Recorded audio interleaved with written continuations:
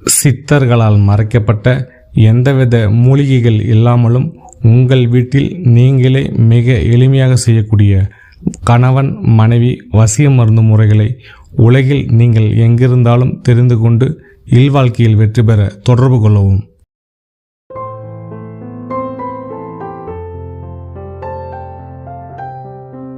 அனைவருக்கும் வணக்கம். இந்த பதிவில் மிக மிக எளிமையான மற்றும் பழமையான வசிய முறையை கூறப்போகிறேன். ஒரே ஒரு பூவை கொண்டு நீங்கள் வசியம் செய்யலாம். நீங்கள் பார்த்து கொண்டிருக்கிற பூ தான் அது சங்குப்பூ. இந்த பூவை நிறைய வீடுகளில் அழகுக்காக இன்றைய காலத்தில் வளர்த்துறாங்க. நர்சரி கார்டெல்லாம் கூட இந்த செடி கிடைக்கும். மேலும் பரவலாக ரோட்டோரங்களில் நீங்கள் பார்க்கலாம். பூ பார்த்திங்கன்னா நீல நிறத்தில் இருக்கும். முதல்ல இந்த செடி இருப்பதை உறுதிப்படுத்திக்கங்க.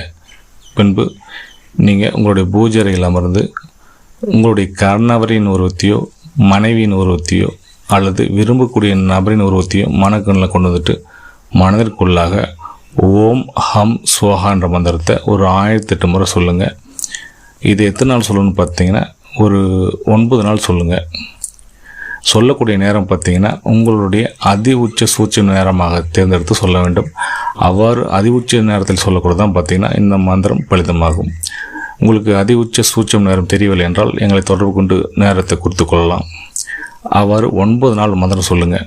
பின்பு என்ன பண்ணுறீங்கன்னா 10வது நாள் அந்த பூவை பறித்து உங்களுடைய உள்ளங்கையில் வைத்து இந்த மந்திரத்தை மீண்டும் ஒரு 308 முறை அல்லது ஒரு 1008 முறை ஜபித்து விட்டு அந்த பூ மேலே 3 முறை ஊதி விட்டுட்டு நீங்கள் இந்த பூவை உங்களுடைய கணவருக்கோ மனைவிக்கோ அல்லது நீங்கள் விரும்பக்கூடிய நபருக்கோ இந்த பூவை சாப்பிட சொல்லி கொடுங்க. அவ்வாறு அவங்க சாப்பிட்டுட்டாங்கன்னா அன்றைய தினத்துலேருந்து உங்களுக்கு வசமாவாங்க. இது மிக மிக பழமையான முறை, பண்டைய காலத்தில் பின்பற்றப்பட்ட ஒரு முறை.